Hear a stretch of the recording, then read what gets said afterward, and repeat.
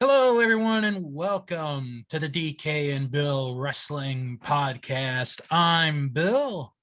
I'm DK, and we're back. It's been too long, Yes, buddy. I know it's been a few I don't weeks. know how long it's been. I had some guests in the house there, so it's hard to do stuff, and we're busy. I'm going on vacation tomorrow, so let's get a show in. Very Exactly. excited.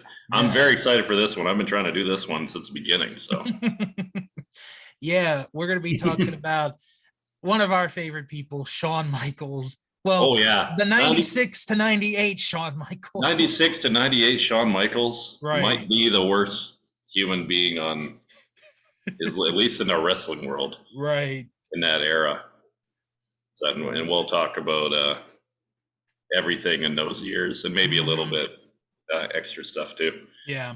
But before we start on in wrestling, were you able to see Game 4 of the Caps Florida game? I did watch it. Heartbreaking, man. It was. Missed the empty net by half an inch or something. Mm-hmm. And now the series is all tied up back to Florida. Yeah. They probably have all the momentum now. Game 5 is tonight when we're recording this. So yeah, and I'm a Flames fan. We were able to tie the series, and it's been crazy first round. Besides Colorado, all the series. It's been fun. It really has. Like Colorado got that bye into the second round because the Nashville goalies weren't too good, and their starter was injured right at the end of the season. So because I've been able to watch some of the games. Obviously, I've watched the Caps. I've watched Pittsburgh and the Rangers. Toronto and Tampa's been really good. Yeah, Carolina and Boston. I did not expect Boston to make it to at least 6 games. I did not expect that.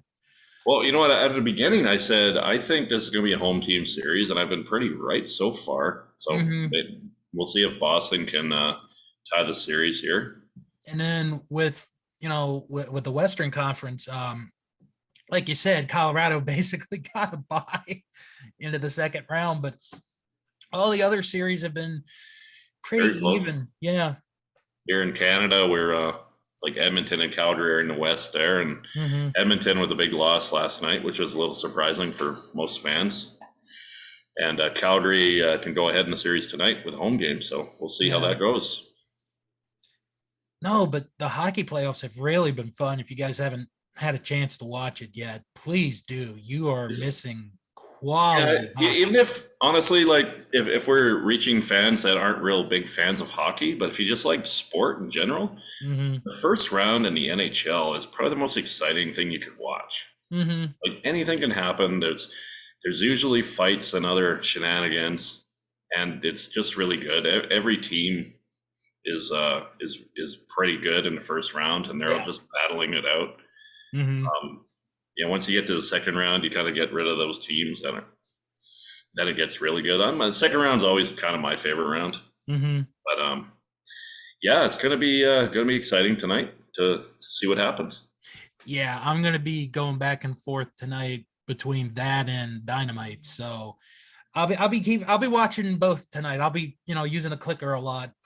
And it's pretty late. Like you're in the Eastern time zone, aren't you? Yeah.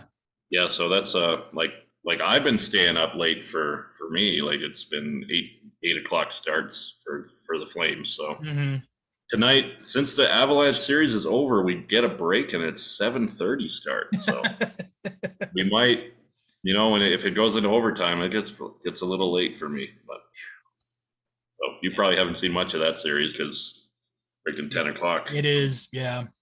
But I watched the highlights, so yeah, you get the gist of most of what's happening with the highlights. Yeah, pretty much. Speaking of highlights, let's talk about Backlash from this past Wrestlemania Backlash. Right, Wrestlemania Backlash. I'm gonna be honest. I really enjoyed this show. This was maybe one of my favorite shows I've seen this year. Nice. And that's a compliment. That's like a big compliment to WWE. So DK had mentioned to me before we went on the air and started to record that he did not get to see the first two matches. And basically, Southern have it with his recorder. I don't know what it is, but I'll tell you what happened. I didn't even realize the show was on. no. I'm full-fledged Canadian here. I'm full into NHL playoffs right now. Right. So I saw your post. This is a great show. And I'm like, what show is he talking about? Mm-hmm. And then I hit my remote. I'm like, oh, crap. The pay-per-view's on. We didn't get to do a preview show because we were very busy this week.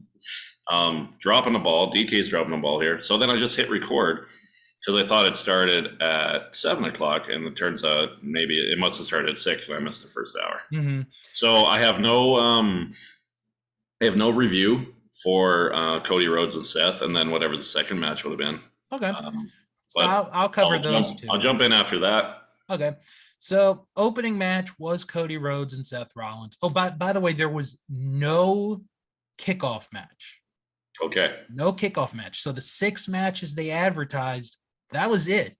There was. I do have a question for you before we get going. Okay. As like I said, I'm a little bit behind with the current product. Mm-hmm. What happened to the scheduled main event? Because there's a 6-man tag. I thought it was supposed to be Shinsuke Nakamura and Seth and Roman Reigns. No, they never went with that. They never went with that? Nope. Okay, so they just I guess I inferred that's what the match was going to be. Right. When after WrestleMania, they had kind of like a conflict. Mm-hmm. And then I thought I heard on the pay-per-view that this match was supposed to be for the unified tag titles, but then it turned into 6-man. Yeah, basically. Okay. All right. I'm all caught up. Let's get into it. All right. So Cody Rhodes and Seth Rollins was the opening match. A good match. This was a solid match. I don't like, sometimes, you do have to compare like their previous match. I thought the one at WrestleMania was a little bit better than this one, but this was still a good match, a solid match to start the show. And Cody and Seth could tell a story in the ring, and especially early on, because Cody was going for certain moves and Seth was like, I know that one. So like if Cody does a move, Seth like stops. And he's like, because it goes back, because it goes back to what happened at WrestleMania. Sure. Well, that was his thing, right? He was saying, right. Oh, you beat me because I didn't know I was facing. Yeah, exactly. Now I have time. Mm-hmm. So just really good back and forth match.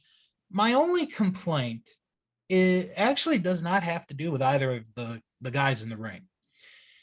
For the second pay-per-view in a row, Jimmy Smith, who is the lead commentator for Raw, says, I'm going to paraphrase it the best I can. Oh, for talking about Cody, for someone who hasn't wrestled in WWE in 6 years, he hasn't wrestled in 6 years. Cody looks good. And I'm like, wait, he's been wrestling in other places these last 6 years. And then Corey corrected him, thankfully. So I'll jump in, and I wouldn't be surprised if Vince McMahon's on a headset, like telling him, like, they're not going to acknowledge AEW. No. Oh no. They might acknowledge Japan. I'm really surprised that like they even let Chris Jericho on Steve Austin's podcast on the network. Right. He works there. Cody Rhodes was just on the Steve Austin podcast after the pay-per-view, which is a real good listen if you guys check that out. Yeah, it's probably not the commentator doing that. It's probably just like Vince saying, yeah, let's belittle what he's done since he left, and let's more focus on he's back now. Yeah. And he's better. He hasn't wrestled for 6 years. Look how good he is now. So, but I do like the ending to the match because they're going for, they're both going for their moves. They each kick out. Rollins gets a roll up, but Cody is able to reverse the roll up. And as he's got the pin, he grabs a handful of tights on A little bit of a Seth. heel win. Yeah, a little bit of a sneaky heel I win did there. read, like, I haven't, like I said, I haven't seen the match, but I did read up on what happened. And when I read that, I was like, did I read it wrong? Did Seth win? I'm like, No. no, Cody won, but he had to cheat a little bit. So Mhm. this will probably continue a little bit down the Oh line. yeah. Hmm. That's 2 wins for Cody, so we'll see what Seth has to say about that. Yeah. Um, I I gave that match a B. It was the same grade that I had it at WrestleMania. Like I said, I prefer the first one a little bit more, but it's still a good match. I Sure. enjoyed this one. Well, that's a pretty good grade for a Backlash opener. Oh, it's gonna get better, or at least I think it will. I'm not trying to belittle the pay-per-view Backlash, but it's Right? usually not the How greatest. It's how usually dare not the you greatest show. It's usually like a filler show between Money in the Bank and WrestleMania. how So, dare you disrespect the history of now they Backlash? were they're switching up the pay-per-views and the months. I kind of like I how they're know. doing it. Like No, they're doing I Hell in know. a Cell in June now, Yeah. and Money in the Bank's going to be at the J- Las Vegas Raiders football Stadium. Yeah. stadium. Like On 4th of July they weekend. got to be doing something big. I'll leave my predictions for Money in the Bank for our Yeah. show when we do one. Yeah. But that was kind of when they had the commercial on the Hmm. show, and Cody Rhodes is like doing a promo for the stadium. I Hmm. thought he was talking about like WrestleMania 40 or something. I have heard that rumor that They haven't announced 40 yet, no, they right? have not. Mm-mm. Yeah, and, That's only a you rumor. think like the big stadium first show in Vegas would be at WrestleMania, not like a Money in the Bank. But Hmm. maybe they're planning on something it being bigger than it usually is. Maybe. All right. So the next match is Omos against Bobby Lashley. Okay. This I match, also missed this one too, yeah, folks. this is the other one he missed. So I'm not too worried about this one. I'm not the biggest Omos fan, but it did suck that I missed Cody and Seth. this match, I was better than I thought it would be. Not better than Cody and Seth. I'll say that. Okay. But this was a little bit of a better match than I thought it would be. Maybe part of it was because MVP was involved in it. He's now Omos's manager now, which I think is a very good pairing. I His really, mouthpiece kind of like similar to Paul Heyman, but mhm, maybe a little yeah, bit more physical at times. yeah. Okay. Um, I don't know. It was just something about this match where I was like, this isn't bad. Like, it's not terrible. Because, like, again, this match is another WrestleMania rematch. And I'm watching it and I'm like, there's something about this. There's something about this. It's different. And I kind of enjoyed the match. Omos got the win. MVP did get involved a little bit in the match, but I don't think this feud is over either. Um, like I said, I, I, it was better than it had any right to be. I'll say that. Okay. Um, I'm, you know what? I'm going to change my grade that I had it from.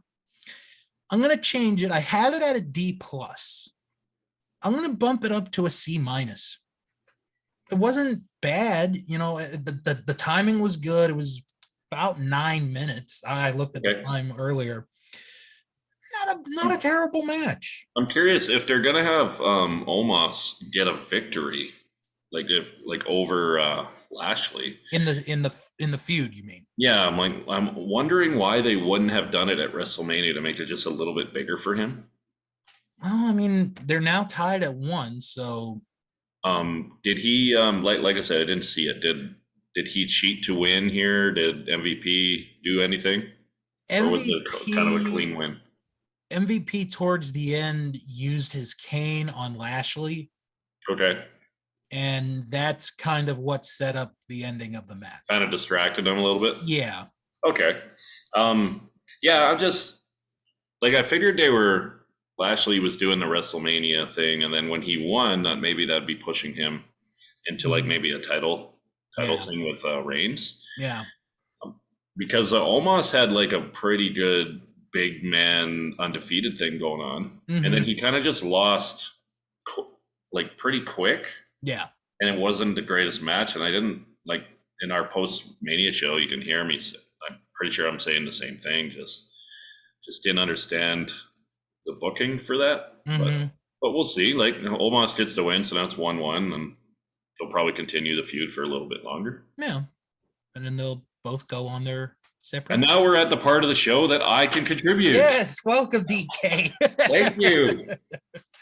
So exciting. And this is awesome because this is everything I predicted. Yeah. So AJ Styles and Edge is the next match.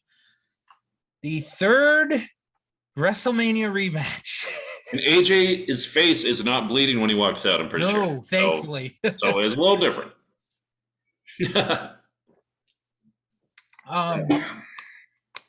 This was I enjoyed this match. I think I like this one a little bit more than the one they had at WrestleMania.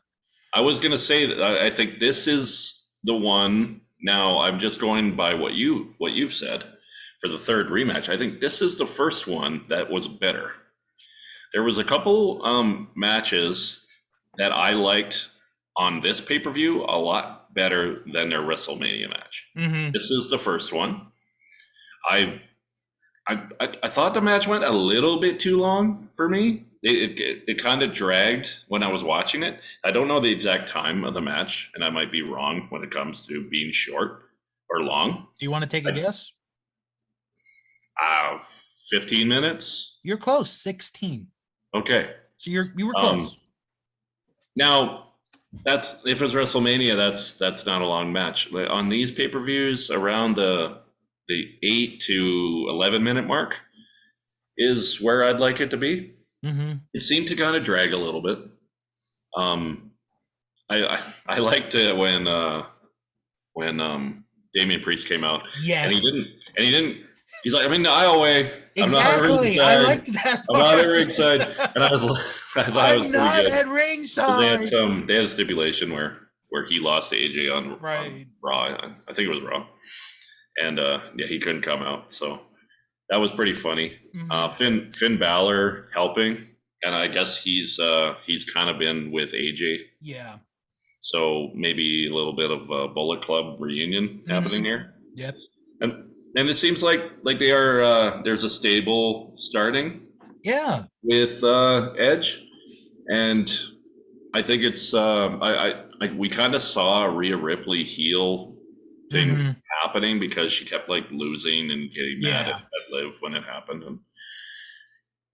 and I just thought, like, I was looking at her, she's kind of like got that scary vibe to her where she could be the female in this group where Edge can be kind of like the leader, where he doesn't wrestle very often, where he's just kind of like the main talking guy. And it turns out it went down. So I thought it was pretty cool how she was like wearing the hood and she and you didn't know. That's the thing. You didn't know who it was. Yeah. Because like what I didn't like the finish. I think it would have been better if she knocked him off and then like he hit like the execution and just got a 3 count. Sometimes when you have an interference and then it's a submission, it kind of drags a little bit. But I gave this match a B-. Okay. I had it as a B+, and then I kind of knocked it down because I thought it went a little bit longer than I liked.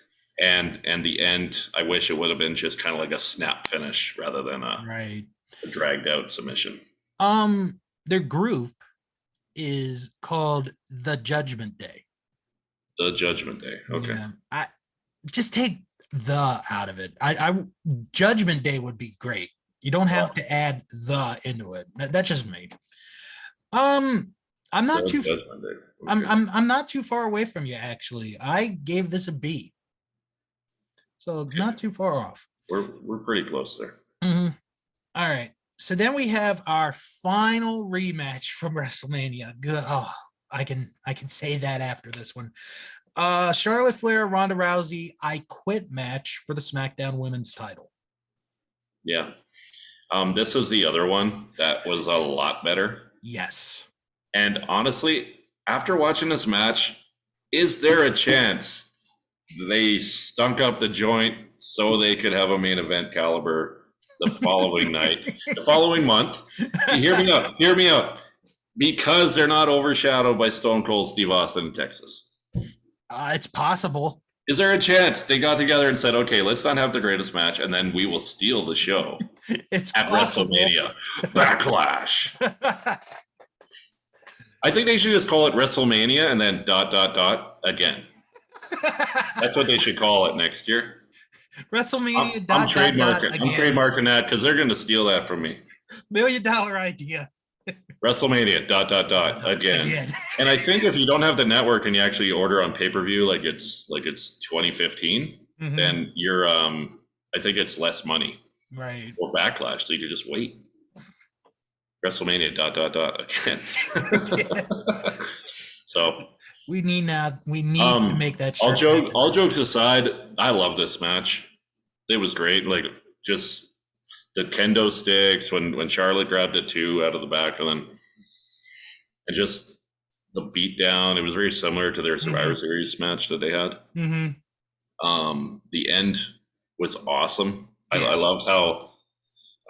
I can't remember exactly how she worded it. She's like, I knew you were gonna say that, bitch, or something. Right.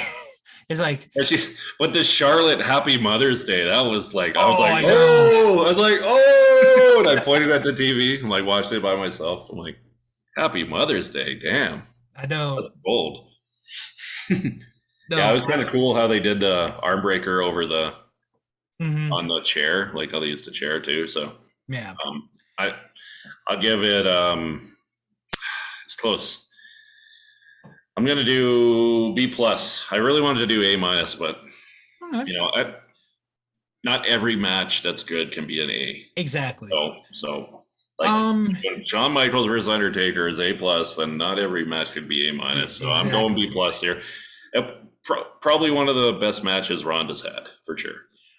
I do want to mention, before I give my grade, that later in the show, they basically did a angle where Charlotte had like a broken bone in her forearm. Yeah. She's going to be off TV for a while. And from what I've heard, the main reason she's going to be off is because she is going to finally get married to Andrade this year.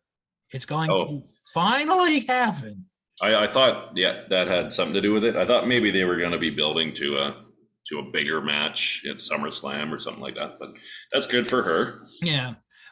Andrade's in AEW, so they can't and I think really say anything about it. And they might have written, actually, now that I think about it, because he had a coffin match a few weeks ago. He might have been written off after losing that match. So I don't know. Well, that's good. Yeah. As far as this match, I gave it a B. I enjoyed this match.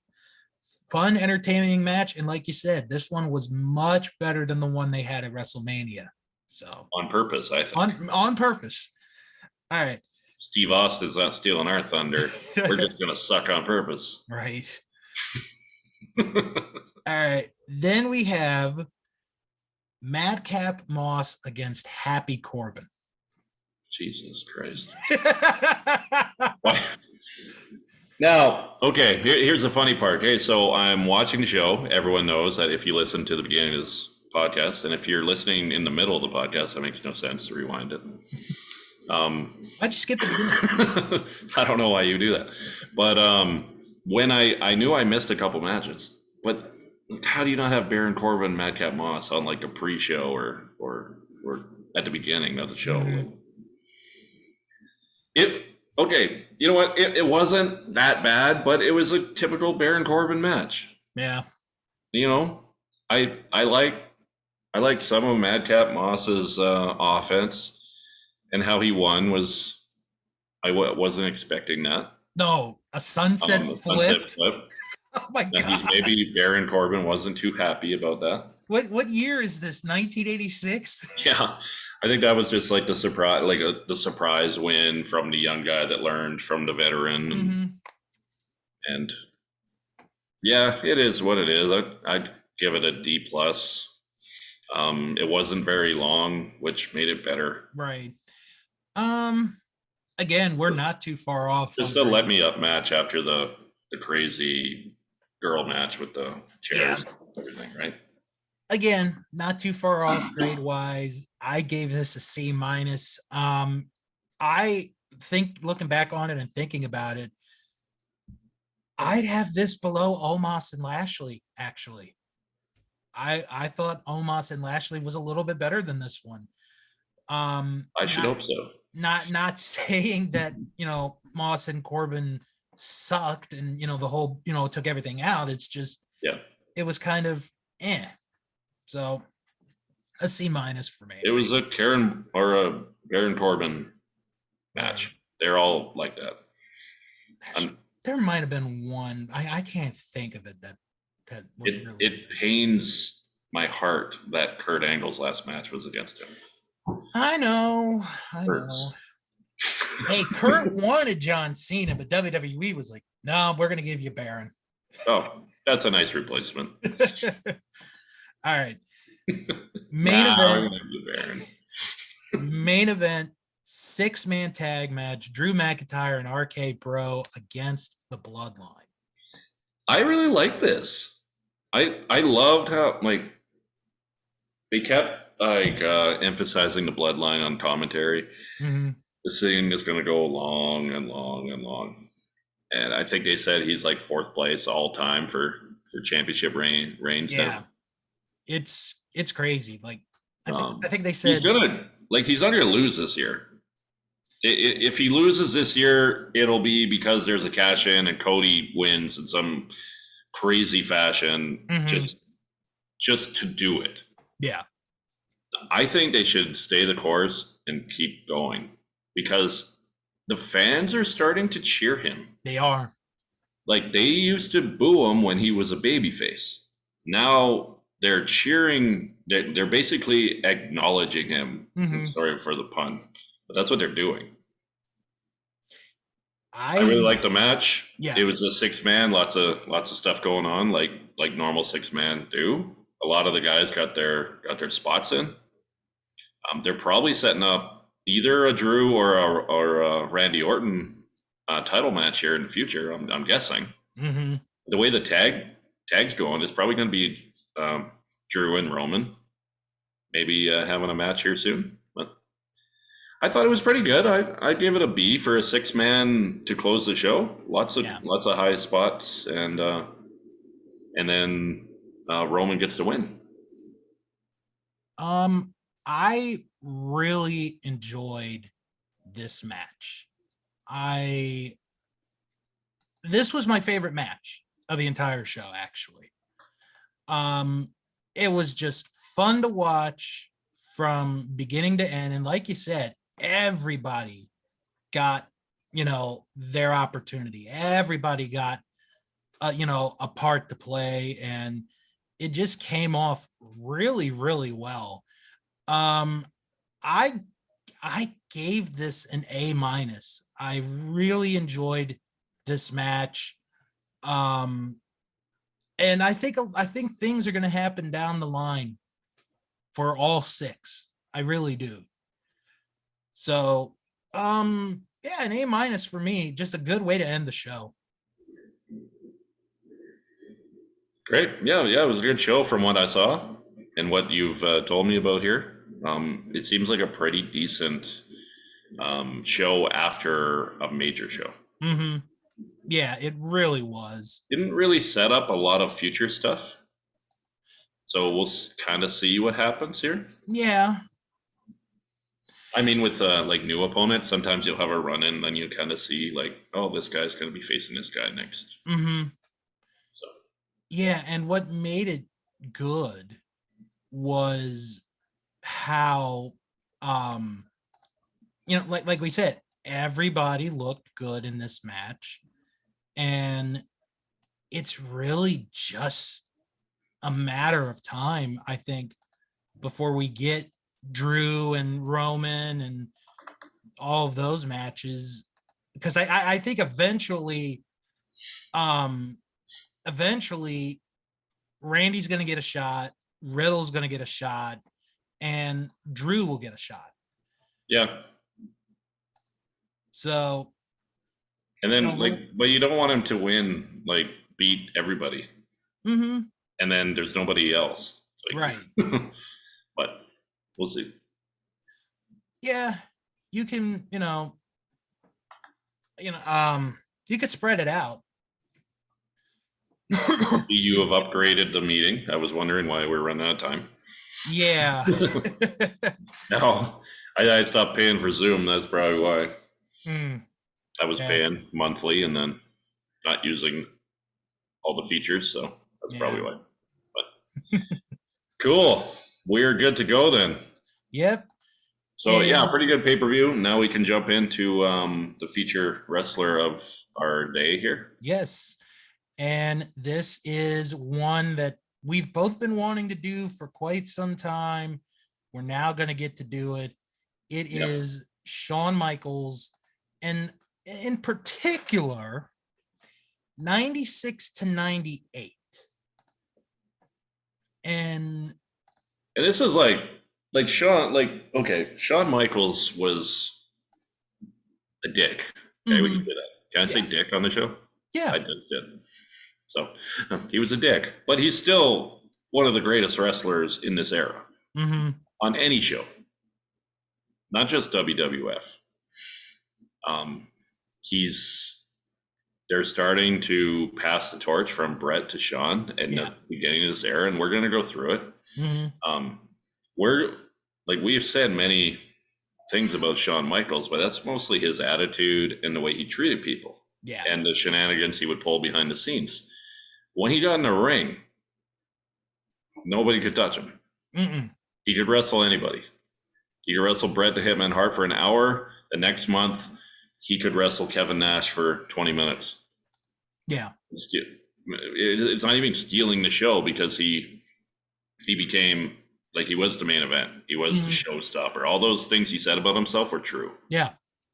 So you want to just start basically, I was thinking because we're doing 96 to 98, we could kind of visit the end of 95 if you want. Yeah, that's where I was thinking. Because it's kind of a big turning point. There's a big incident that happens at a bar in Syracuse where, depending on who you talk to, he either got his ass beat by 7 Marines or 1. Right. Sounds like he was talking a lot of shit, got put in a cab, and then 1 Marine went outside and beat the hell out of him. Yeah. Which I could totally see because he's a dick. Yep. He was probably hitting on all the girls. I'm the Heartbreak Kid. He's living the gimmick. Okay. So why don't we start at the end of 95 there? I want to say real quick before we go further, whoever did beat him up, I would like to hear from that individual or individuals, because it's always been said anywhere but 7 Marines, 1 Marine. If you're one of them and you're a fan, please just come forward and say, hey, I kicked Shawn Michaels' ass in 1995. Why wouldn't you? I'd be bragging. Brett couldn't beat him, but I did. Yep, exactly. Gave him the sweet chin music with So he gets his clock cleaned in Syracuse. And because of this, he surrenders the Intercontinental title to Dean Douglas. Yeah. So he doesn't wrestle again until Survivor Series. The show you were at. The show I was at. It was his first. We've talked about a lot, and it's one of my favorite shows for random wrestling in 1995. I like that show. So the next night on Raw, he has a match with Owen Hart. Yeah. During the match, Owen hits an enziguri. We didn't know the name of the move at the time. Yeah. It's a bad kick to the back of the head. Yeah, back of the head. You don't know. So after Shawn throws Owen out, he starts to do his pose, and then he collapses in the ring. And this is kind of here's the build to WrestleMania right here. This is the beginning. So the story is Shawn has post-concussion syndrome. and this is the first time I'd 10 years old. This is the first time I've ever heard concussion. Yeah. No. Well, they didn't really talk about concussions in this era. No. They didn't really know what we know now. So you'll never see a concussion angle ever again. No. So because of this, Shawn is out for the rest of the year, and they do, that tribute video and then the song "Tell Me a Lie." Which, and before you go forward, did you believe it when he fell? Did you think it was real? Because I did. Yeah. He tricked me, that asshole. I told you he's a dick. I was a Shawn Michaels fan. Okay, I'm from Calgary, and I like Shawn Michaels better than Bret Hart at this point. And then I find out that he was just faking this all wrestling angle. Just like when I found out the Big Show wasn't related to Andre. Just come on, you're tearing my heart out. Anyways, go ahead. Actually, what's kind of funny with the song, because many years ago, they had a DVD that came out of the greatest theme songs of all time, and they had a bonus section on the DVD, and it was Jim Johnston talking about the different songs. And one of the songs that he talked about was "Tell Me a Lie." The song that when he wrote it was actually about his mom dying. Oh. So it's after you hear that, and then you've heard the song 8,000 times when they played it, it's oh. Ooh, I see. Yeah. Vince heard, he's like, that's great. This is gonna make them cry. And he's like, oh, wrote that for my mom, not for that asshole. Not for kids. This I don't know. Right. There could be some kids that listen to the show once in a while, but so tell your parents that we swore. Every once in a while, we're allowed to have one of these types of episodes. I think I've already passed my numbers. Yeah. Oh, well.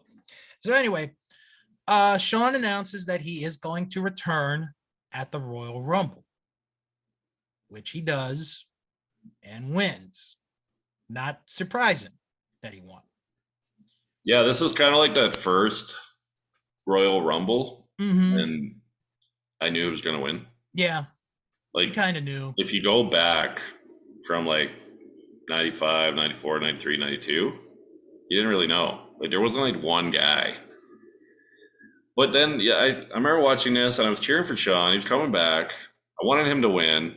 I wanted him to face Bret because I thought that'd be cool. And then, no, I lost my train of thought.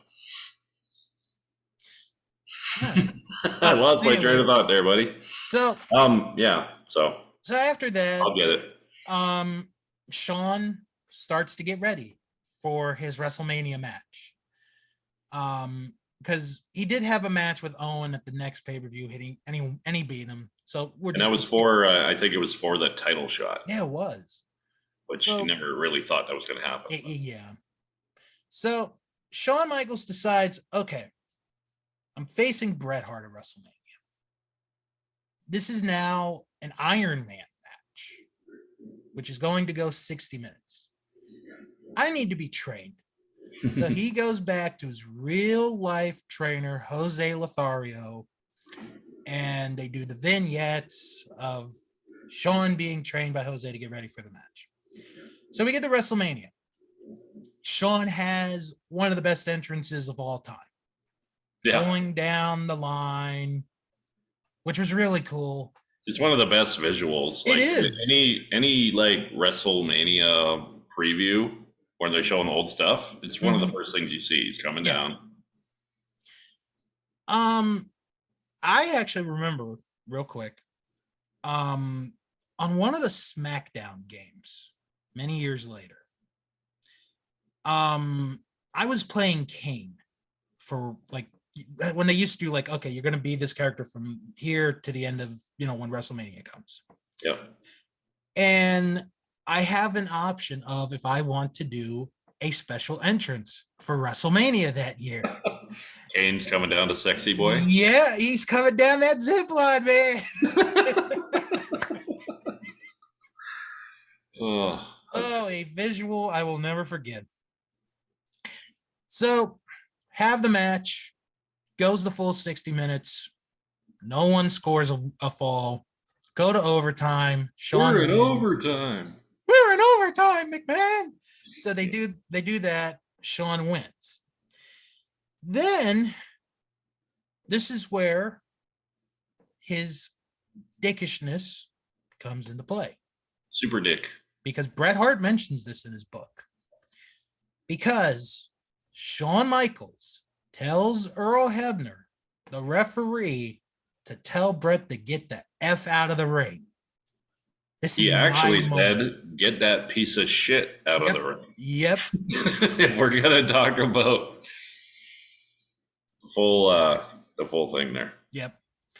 So after Shawn realizes his boyhood dream has come true, he faces Diesel at an In Your House in a famous match. It's a street fight, and Mad Dog Vachon's leg gets used.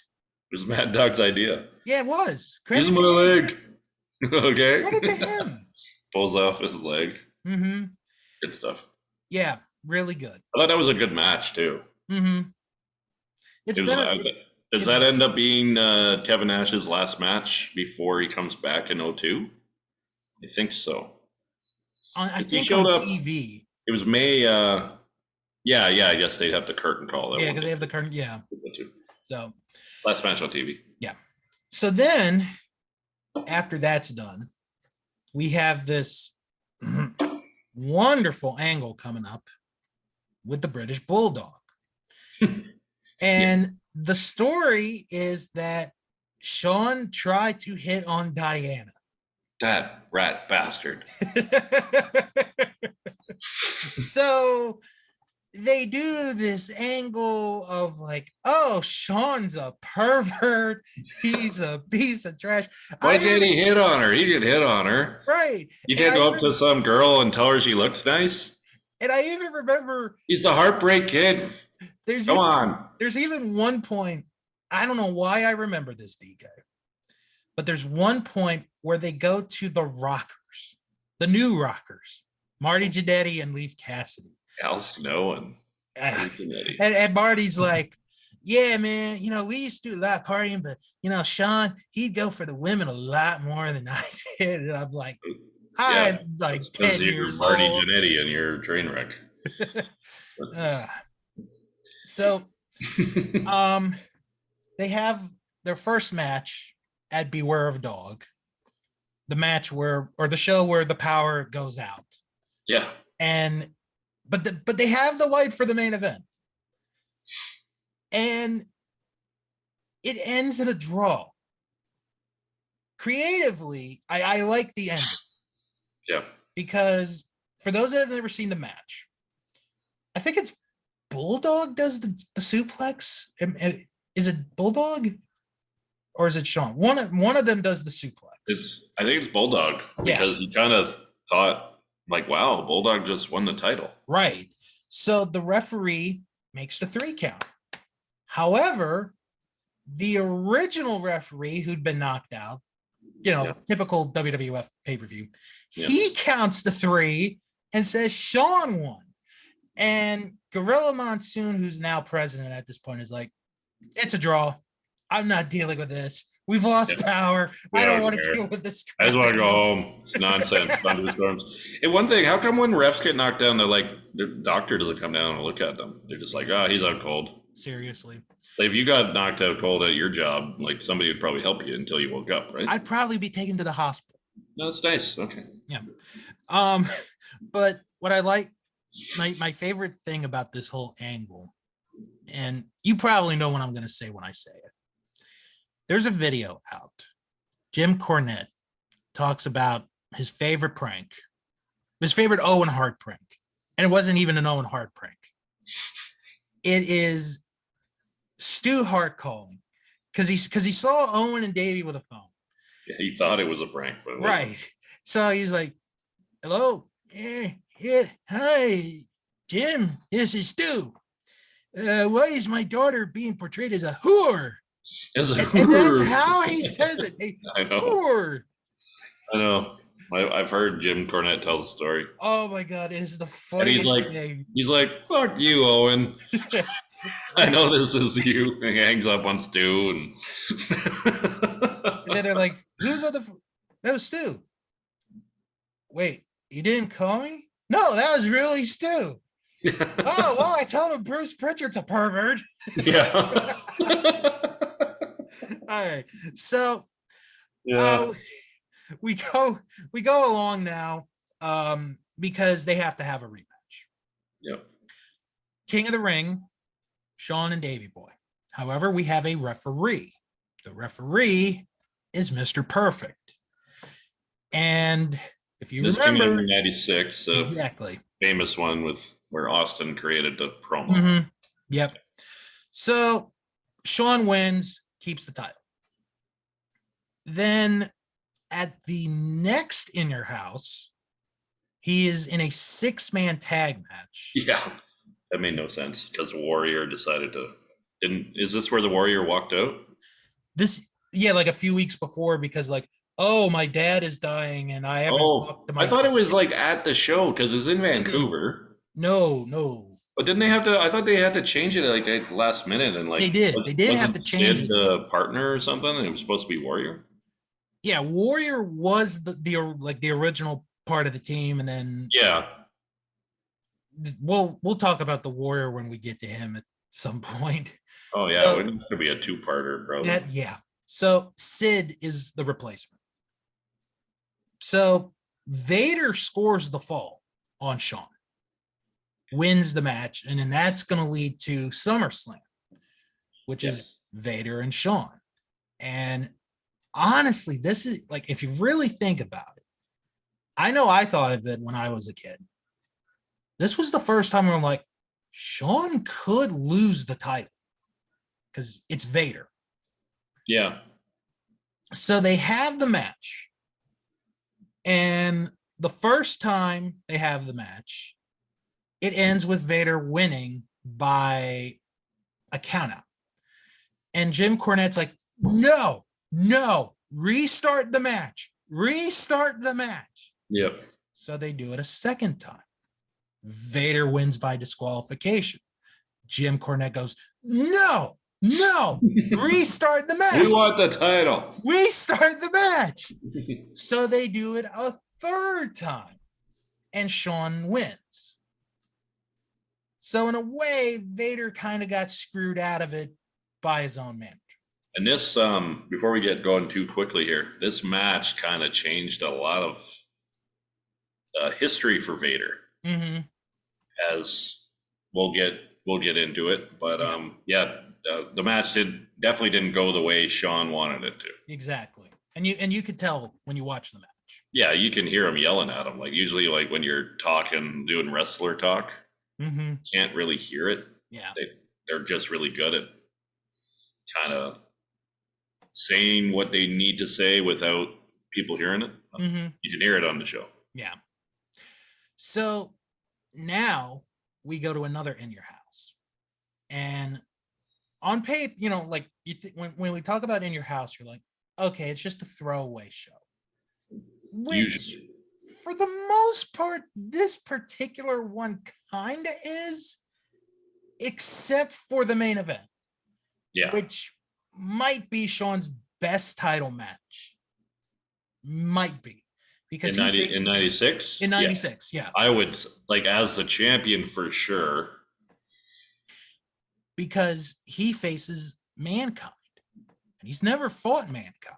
He's like, I don't know what to expect. They tear the house down. I remember seeing this live when it happened. And I'm like, oh my God. Like, you never saw anybody go through the table the way both of them did. You never did. Yeah. And Mick has said to this day, it is his favorite match. It's probably like for wrestling, it's probably the greatest match he ever had in WWF. like everyone remembers the Hell in a Cell for everything that happened. But Right. I would put the Mind Games match with Shawn Michaels as one of both guys' greatest matches. Oh God, yeah, absolutely. Shawn would go on to have better matches when he comes back after retirement. But before that, I would put this definitely in his top 5. Yeah. So Shawn retains by DQ, but Shawn retains. So we're going to fast forward a little bit because he does not wrestle at the October pay-per-view. He gets a break for once. I think he has a dark match versus Goldust that he night. Does have, yeah. It's I not do on TV. remember reading that. It's not on TV. Right. So we get to Survivor Series. It's him and Sid. And as we've talked about in the past, it was originally going to be Shawn and Vader. Yeah, Vader's supposed to win the title here. So Sid in this match is overwhelmingly the face because the crowd favorite. Yeah, it's Madison Square Garden. It's New York City. They are so pro Sid and anti Shawn. Oh yeah. They're like, we're tired of the pretty boy. It's funny, like if you watch the match, every time Shawn does something, you can hear the shrieks of all the girls cheering. Exactly. And then it's like the echo of bass of the boos. It's just so great. And when Sid comes out and he's got that cool like SID pyro, the garden is rocking here for Sid. Yeah. Oh my God. Yeah. Right place, right time for him. I don't know if it was Vader, do you think it would have been the same? Maybe. Because I don't know how much the fans really catered to Vader in WWF. I think you wonder if that had something to do with it too. You would have had the hardcore fans with Vader. You definitely would have had the hardcore fans. I think the kids would have been split. See, my thinking is it's in New York City. Vader, NWA, WCW guy. Yeah. Maybe doesn't get the cheers the way he would if it was in like Atlanta. Right. Or something. Right. I don't know, maybe I'm reading too much into that. Yeah. But I always wondered if that was part of the reason why they took him. Like, does Shawn have that much stroke at that time where he can just tell Vince, I'm not wrestling? Like, you guys planned 6 months ahead. I'm not doing it. Change it. And that's where we talk about 96 to 98. Super Day. So Sid wins and the garden goes nuts. And it's done really well because Jose Lothario gets hit with a camera. Yeah. And Shawn is crawling. He's like, no. Yeah. He didn't care about the title. That was the whole thing, right? Right. Exactly. But he life. So then again, doesn't have a match at the next pay-per-view. So we're just gonna go into 97. And the Royal Rumble. He does have a role on the pay-per-view with commentary, though. Oh yeah, he does. He does have, and then it's Brett versus Sid because Brett beat Austin. And I think doesn't Shawn attack Brett, and that's how Sid wins? Like accident. I thought it was accident. Was it an accident? I'd have to go back and watch it again. Yeah, but I'll have to watch that. Like, like everyone that knows, like you don't get that match that you want at WrestleMania 13. But I think they're still building for it in December here. Yeah. So we get to the Rumble. San Antonio. Shawn has the rematch. So he is the face. He is the good guy in this match. Like, there's no doubt about it. Yeah. I think that was always the plan too. Yeah. Like, we're having a stadium show in San Antonio. Let's get there. Shawn's going to go over and win the title. Exactly. They could have had him wrestle a bag for the title in San Antonio, and Shawn would have been over. Like that. Yeah, maybe. So he wins the title back, and we're kind of building up to two events in February. Yep. The In Your House for the Final Four with Austin, Brett, Vader, and Taker, and a special Thursday episode of Raw where Shawn is to defend the title against Sid. Well, this is where real life comes, with the story. He loses his smile. So yeah, Shawn loses his smile, surrenders the title. And he had a knee injury that he had to retire from. Right. For 3.5 months because it was so devastating. Right. So we all know the real reason. He didn't want to drop the belt to Bret. We pretty much know it by this point. And then it's funny, if you listen to any podcast that has people that worked at WWE in management roles, like Jim Ross or Bruce Pritchard, these guys, they all say that was never the plan. Why do people think it was Shawn and Bret at Mania 13? Why is that? I'm like, because that was the plan.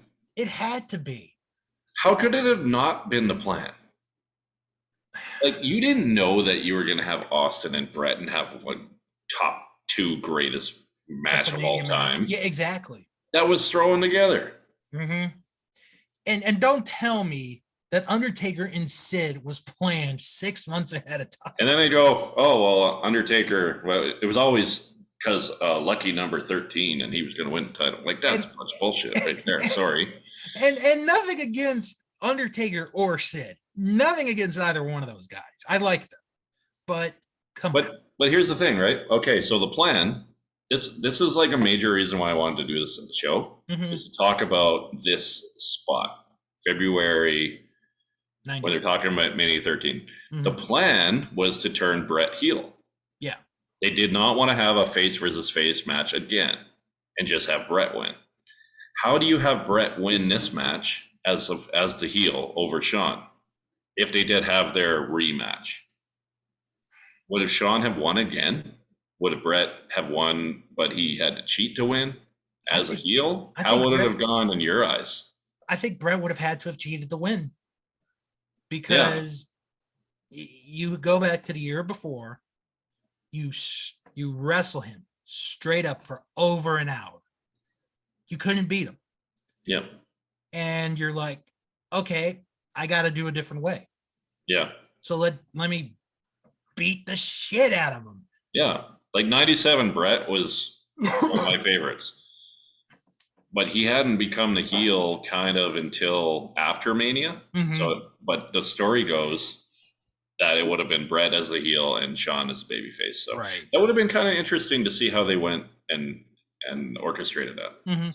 But it is what it is. He comes out to do commentary at WrestleMania. And he's so happy. He's dancing around. And there's I don't know if you know this, but there's a little thing he does when he walks to the table. He gives the little NWO sign. Oh, yeah, to the crowd. Everyone saw it. Like, even the commentator saw it, except for Vince didn't see it. Right away. Of course, Vince didn't see it. He's like, a little too sweet. So a lot of the story is, like, a lot of the injury angle, what he was trying to get out of his contract so he could go to WCW. But never happened, and it's probably a good thing. But so that was his role at WrestleMania. Yeah. And we could have had the biggest rematch at the time ever. And Shawn. So if you could, let's say you could change history. Are you changing history, or are you keeping Austin Bret Mania 13? Because I don't think I'm changing history. That was one of the greatest matches ever. No, you can't. And just like how everything went down, I guess like things would change at the end of 97, maybe. All right. Well, let me just put this out. Sure. And this would be a pretty good question for everyone that's watching or listening to this. If you get Shawn Bret 2, who do you have Austin face at WrestleMania that year? Because I can't think of anybody. Maybe Taker, but you don't want to waste Taker. Austin is not at that level. So yet. Shawn Bret is for the title. Right. Okay. So Sid and Taker probably aren't facing each other. Right. Austin was like, he was running with it at his time. Yeah. So maybe Owen. I don't know. Maybe they jumpstart that feud a little bit because he went from Brett to Owen. Yeah. In '97. Yeah. Maybe he's doing his thing with Brett. He's doing like promos and stuff, and then he ends up facing Owen. Maybe the Hart Foundation starts a little bit earlier, and that's what happens. But I don't know. That's why I think Shawn Brett 2 didn't happen, but I think we might be better for it. Because oh yeah, absolutely. I know Steve Austin is. Oh God, yeah. So is his bank account. Look at the things. I don't get off topic, but look at the things that went in his favor because other people did things. Mm-hmm. Triple H gets punished for the curtain call. Yep. He gets to win King of the Ring. He does the biggest promo that he's ever done. Mm-hmm. And now he makes about $1.5 million a year in royalties for the t-shirt. Mm-hmm. Yeah.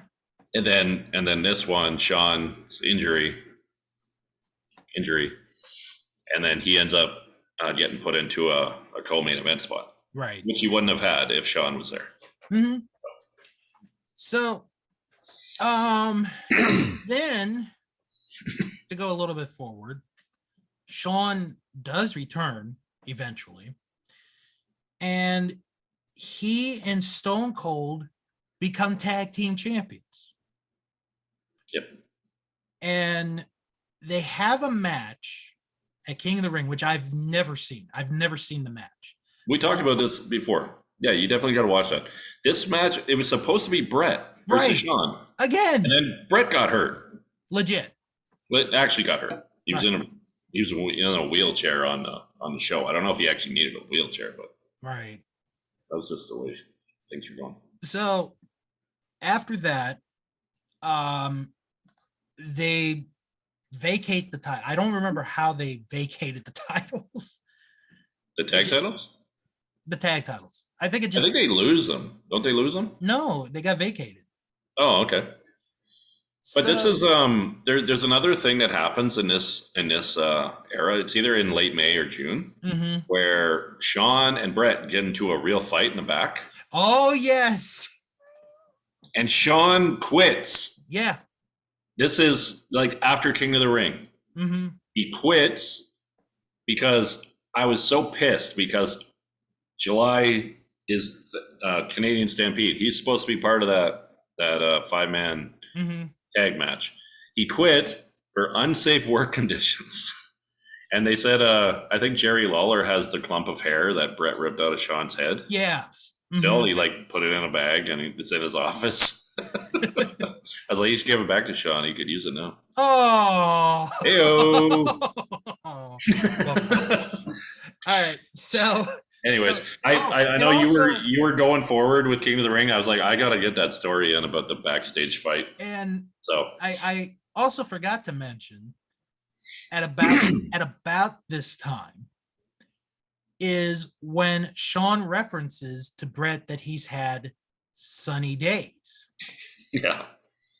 And it's funny about that because Brett didn't even catch the reference until Stu called him. I don't think anybody did that that wasn't in the know. It's like, yeah, sunny days. And I'm pretty sure Shawn was the one doing Sunny behind Chris Candido's back. Oh God, yeah.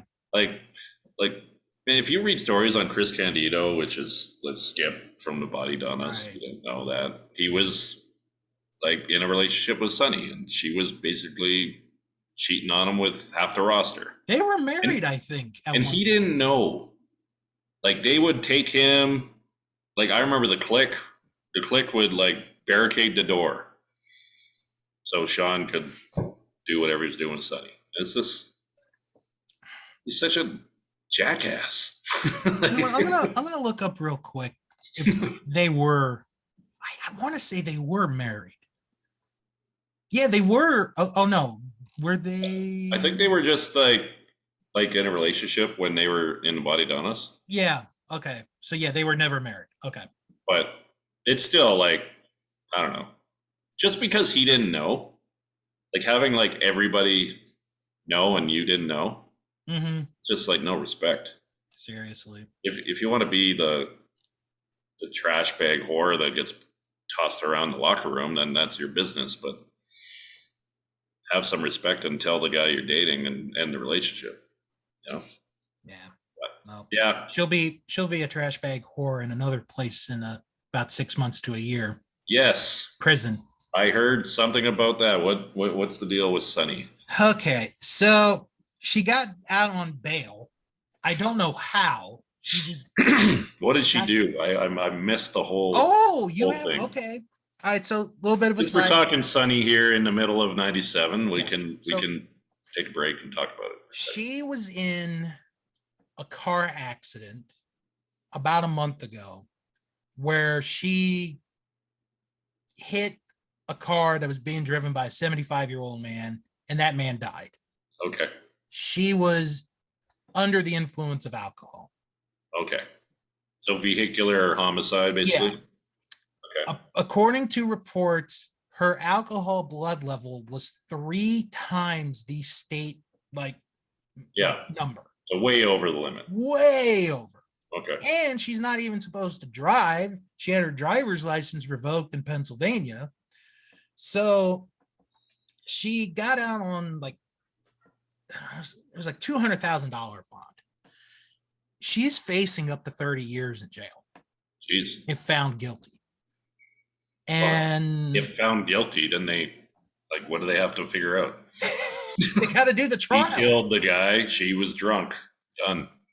And then depends on the lawyer, I guess. And then there is video out of the body camera from the police officer who was talking to Sunny, because apparently her boyfriend is a dick too. Weird. This is the dick episode, by the way. And she and the officer's saying to her, like, you need to leave this guy. He's going to ruin your life. Well, I think we're too late on that, sir, but thank you for giving her that advice. Yeah. So, anyways. And you know what? If Anya watches this and she wants to come after me, come after me. I don't care. You know. Yeah, you got you got 4 weeks. So. You don't take crap seriously. When people talk about white privilege, I don't mean to be political or anything here, but I'm just going to say it. This is white privilege at its best. Tammy Sitch, right there. A1, perfect example of white privilege. So anyway, back to 1997 when everything. So Brett was having sunny days, according to Shawn. Right, when everything was young and innocent for your two hosts. Shawn will end up being a guest referee at the main event of SummerSlam between Undertaker and Brett, which we've done a watch along with. Yeah, I think that was our first watch along, wasn't it? It was. And Shawn accidentally hits Undertaker with the chair, counts to 3, Brett wins the belt. Good thing they both those guys were never going to wrestle in America ever again. Yeah, would have missed a lot of matches. Oh man! All right, so after that, Shawn has a match with Undertaker.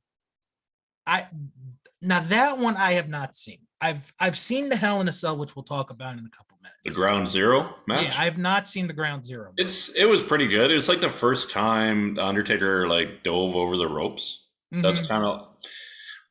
That's kind of like the main visual of the match. Like they brought all the wrestlers down to kind of separate them because I think it was a count out or a DQ or something. Like nobody won. But yeah, Undertaker jumping over. They were obviously setting up. Yeah. It was a setup match. Now, this is where, in my opinion, this is what we're about to talk about is top of the mountain, peak, Shawn Michaels dickism. Okay. I thought you were going to Hell in a Cell, but I think I know where you're going now. I didn't want you to skip this. Oh, no. I couldn't. This is the part I wanted to talk about. Ultimate dick. Yeah. So, are you serious? Creative control when she's dying? What the fuck? So, Shawn Michaels is scheduled to face the British Bulldog at a pay-per-view in England called One Night Only. And it is for the European title. British Bulldog, like DK kind of mentioned a moment ago, his sister has cancer. Terminal. She'd like 2 weeks to live. Yeah, she's going to die. Like soon. Yeah, she is going to be at this event. All Davey Boy wants to do is have one more match in front of his sister who's dying and just win the match. Yeah. That's all you have to do. Like Shawn could have won the title on Raw. Yeah. The next night. You could have. Or 2 nights later, whenever the hell the show was. And Shawn is like, no. I'm going over. And Vince just changes everything. It's like, I don't care if his sister is dying. I am going over. I am winning. Like, why did Vince do all this for him? He had other guys that were great. He had Steve Austin who was coming up. He was going to be the next one. You knew it already in 97. Shawn didn't need the European title. Nobody needed it. It was a useless title. No offense to people in Europe. Right. But the Intercontinental Championship, the WWE title, and the tag titles are only the titles that mattered at that time. Like, they created this title just to have a title. Like, if you wanted to, you could have had Davey Boy be the only champion ever. Yeah. You could have just had it forever. Yeah. And then when he retired, they retire the title. Yeah. Or he loses it to William Regal or something. Right. So Shawn wins the title. And like, he is on like the path to like the 7th layer of hell at this point. I'm surprised he made it out of there. I'm surprised too. Like the visual, I know you're going to talk about the match, but the visual of Hunter carrying him out and he's just sticking his arm up like, I'm the greatest ever. And they're just whipping shit at him. And it's just like, oh my God. The British people are throwing they're throwing trash at him. It's like, oh my God, he's not going to get out of here. He's not going to, how's he going to live? So yeah, Shawn basically, without even really saying it, killed Davey Boy's sister. Yeah, way to go, Shawn. Yeah, way to go. You killed her. Hope you feel good about yourself. That's a joke, folks. We don't really mean that. But and then he grabs the mic and he's like, Diana, my sweetheart, this one's for you, baby. Like, okay, he's the biggest dick ever, but was he ever entertaining? Jesus. Yeah. This one's for you, baby. And he like puts the figure 4 on the Bulldog. Yep. What the hell? Oh man.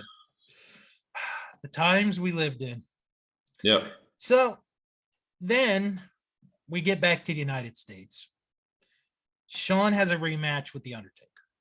Yeah. And they're going to be doing this brand new match. Yeah. Never been done, never been heard of. Hell in a Cell. And it is an amazing match. I think this is the only 5-star match that Dave Meltzer ever gave WWE at this time. I think that might be. Let me check real quick. When he started doing there's something to do with Dave Meltzer doing a 5-star of this match. I don't know if it's the first one, but it was definitely 5-star, and he didn't give those out very often to WWF matches. Yeah, WWF has not gotten in many. But there's at the beginning when they're doing a little promo in the back, Shawn is like belittling the European title here. Mm-hmm. He's like, thank God this match is not for the European Championship. And he like grabs the title and he hugs it. He's like, oh. All right. So this is the second 5-star match WWF got this year, 97. Oh, okay. Probably Austin and Brett. Right? Yeah, Austin and Brett's the other one. Yeah. So yeah, Shawn wins, but he didn't control it. This wasn't his idea. There was a little bit of a debut edition. Yeah, some guy came out and Vince is screaming, "That's gotta be Kane!" Oh, I love that. I love that audio clip. It's so good. Yeah, this match was, I think it kind of changed some people's opinion on Shawn, that he could actually have a knockdown drag out with a big guy. And there was a receipt here from the Undertaker. Oh my That God, chair, yes. Jesus, like that chair shot, like, because if we kind of skipped over a little bit on the Raw, like Shawn nailed Taker in the head. Oh God, yeah, that's right. And he was just like he did a blade job, but he was just not okay. Right. So the receipt came in the Hell in a Cell. So watch it. It's basically right before Kane comes out. Yeah. He destroys him with the chair, and then he does the tombstone setup thing with his thumb, and then the lights go out and Kane comes out. But yeah. good thing Shawn got to lie in the dark for a little bit. He probably needed to. He probably need to figure out where he was. Yeah, like, am I in St. Louis or am I back in Europe? That was St. Louis. All right. And the winner of this match got a title shot versus Bret Hart at the Survivor Series. Right.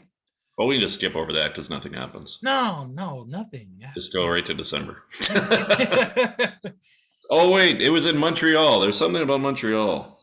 Yeah, I know. So we'll talk about the backstage stuff here. Yeah, because we've told you about what happened. Bret, like, his contract, Vince signed him to a big contract. He couldn't pay him anymore, which was not really true. He just saw the writing on the wall. He had Steve Austin coming up and all the other guys, and Shawn was still there. So, and Bret wouldn't lose to Shawn, so they had to kind of. Shawn wouldn't lose to Bret. Yeah, nobody wanted to lose to each other in a scripted sport. I don't know why they didn't just pull Shawn from the match and put Austin in there, and because that's what Bret wanted to do. He said he didn't care about losing the title in Montreal. It was never about that. It was about losing to Shawn. Exactly. Because Shawn wouldn't show him the respect. I think even Bret suggested Ken Shamrock at one point. Yeah, Shamrock was coming up. He's in the next pay-per-view. Which I never mind. I was okay with Shamrock, actually. Yeah.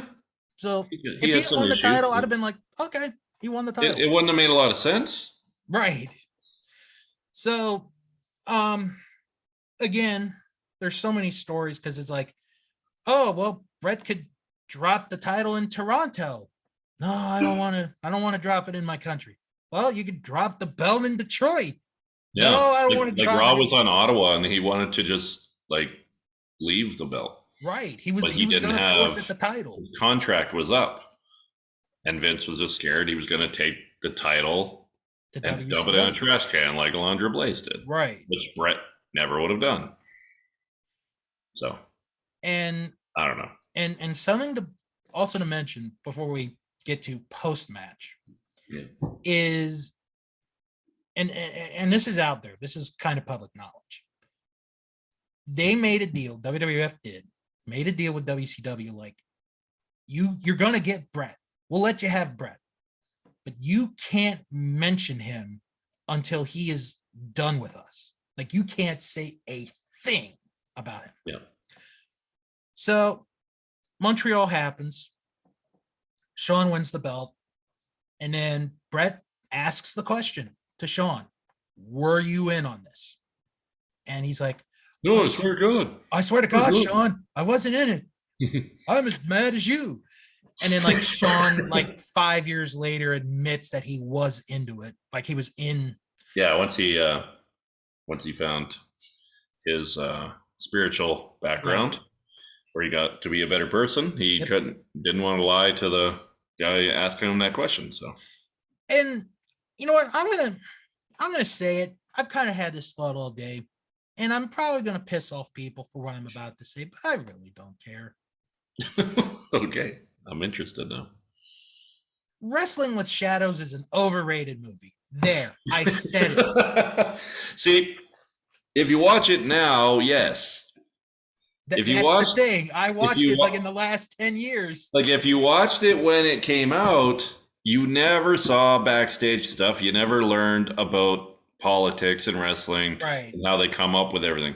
That's why it was so great, because you had never seen it. Right. And yet you got to learn what the guys go through and stuff. And they that documentary it was so great because of what happened in Montreal. They weren't even expecting that. They like just happened to have cameras and mics on. So we're doing pretty well. My favorite part, real quick, of the entire documentary is when Brett's wife goes off on Hunter. And she's like, oh yeah, you were in on this. You know, you were in on it. And when you die and you meet God, you're gonna pay. You're gonna pay. I know, she had like the worst Canadian accent ever. It's brutal. Yep. So yeah, Hunter's just sitting there like arm crossed, like I don't know what you're talking about. I hope it's okay. Like you're a dick too, Paul. And, yeah, I called him Paul. What's up? But the next day on Nitro, WCW did mention Brett, and they had the NWO had Canadian flags with them, which was I know that's a great. Didn't the Hollywood Hogan singing "Oh Canada" in the ring? So. Yep. Yeah, they dropped the ball there. They should have had Brett come out like that night. Like, I don't think he showed up for a few weeks, right? That was a while. So, yeah. All right. So back to show. What the story there is? He broke his hand on Vince's face. I believe it. And that's why he couldn't come out and wrestle right away. But he still could come out and like cut a promo or something. Yeah. I don't know. It was weird. So Shawn now has 2 belts. And at the December pay-per-view, he defends the WWF title against Ken Shamrock. Shawn loses by DQ. But Owen comes back at the end of that show. Badass little long goatee Owen. Yes. And at this point, I really thought we were going to see an Owen-Shawn match, and you never got to see it. No. Never got. They didn't capitalize enough. Like they had the Nugget thing that was always funny. Like, I am not a Nugget. Like, Owen was the last heart. Like, everybody else left. But yeah, that was kind of a cool way to end that show. Mm-hmm. So after that, Shawn loses the European title to Hunter in devastating 60-minute Iron Man match. Oh my God, it was unbelievable. If there wasn't the finger poke of doom, this would be the worst thing ever. Yes. I'd say it's like they watch their buddies do it and like, okay, like, is that at the same time? Like, it's very similar, right? I think it's like a year apart. Is it a year apart? Mm-hmm. Because it's right after Goldberg loses to Nash. Right. And then a finger poke, yeah. Yeah, if you guys don't know, I'm talking about Hogan pokes Kevin Nash and then he pins him and wins the title on Nitro. So now Shawn is going to face Undertaker again at the Royal Rumble, but it's a casket match. And this is a good match. I like this one, actually. It's one of the better casket matches. It is. Unfortunately, Shawn has an injury here. Yep, because at one point, Undertaker, does the sunset flip where Shawn goes over the top, and he's supposed to, clear the casket. Yeah. Well, his back catches the tail end of the casket. Yeah. And it honestly, when you look at it, it doesn't look awful. Mm-mm. Like some injuries, like when you watch it, you cringe. Like, you don't really cringe when you see this. So maybe just a freak accident here. Yeah. Just kind of clipped it. And then I think he had a couple discs ruptured and a lot of other issues going on at the same time. So he ends up not competing at the next pay-per-view because of the injury. That is legit. So, but they got Savio Vega to replace him. Hey, at least he got a pay-per-view or a main event match. Yeah, I guess that was probably his best payday since Mania 12, maybe. Mm-hmm. They had an 8-man tag to set up the Austin Michaels match. And the build-up, I've always liked the build-up to that match because it's Austin, it's Michaels, and you got Tyson involved. Tyson's the enforcer. Yep. And he joins DX a few weeks before. Yeah. And it's like, oh no, Austin's going to have trouble in the match. So Shawn, to his credit, as much as he is a dick this entire time, to his credit, goes through the entire match. He goes And through. you could see like he's struggling. Oh God, yeah. He must have took some good painkillers before, because at the beginning he's like seems okay. Mm-hmm. He takes a few bumps like that. And I always wondered this, like, why is he taking these crazy back bumps when he knows he's in trouble? Like, there's one point where Austin throws him into the turnbuckle, and he does a flip, Yeah, and, like, back first on the turnbuckle. Yep. Like, why would you put yourself in that situation in that match? Yeah. And Austin wins the title, obviously.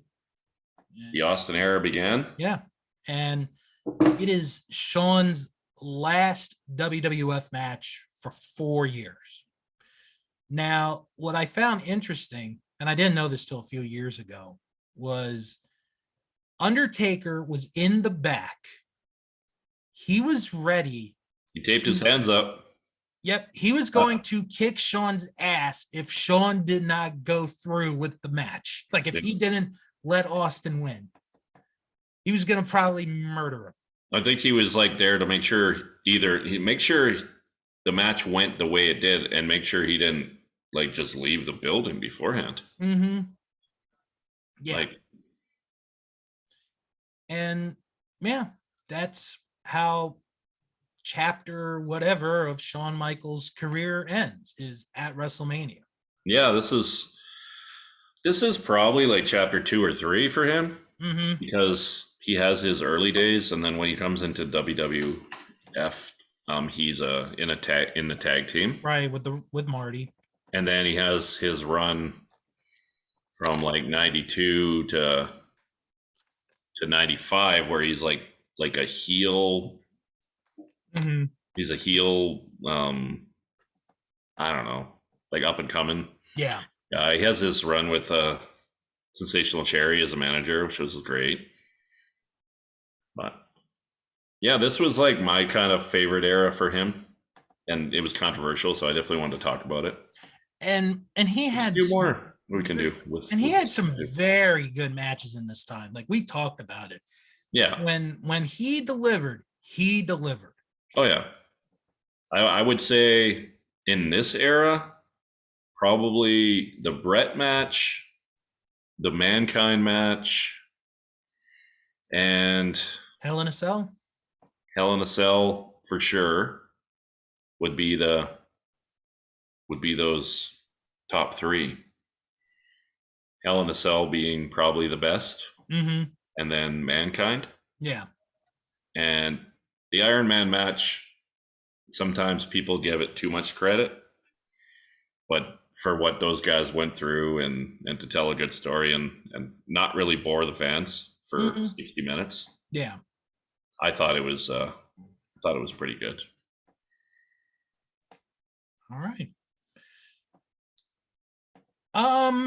Well, on that note, actually, you know what? Real quick, before we wrap up, because we mentioned Owen Hart a lot going through Shawn Michaels. Tonight on AEW Dynamite is the start of the Owen Hart Foundation tournament. And they're doing the men's and the women's. And it is going to conclude at their next pay-per-view in 2.5 weeks. And Martha Hart It's awesome. will be there at the finals to present the Owen Cup to the winners of both tournaments. That's really cool. Yeah.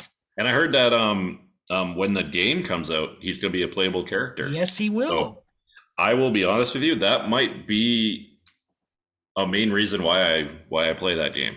There you go. Like, it's one thing to create your own Owen Hart, which I try to do, and when I'm when I get a new WWE game, but to actually have him, like, they'll announce him, and that'll be really cool. Yeah. And it's awesome that they're doing that. I think when we get to the finals of the tournament, and when they have those two last matches for the men and the women, those are probably going to be some emotional moments on that show, because Owen Hart meant so much to so many people. And we'll probably talk about him again in the near future.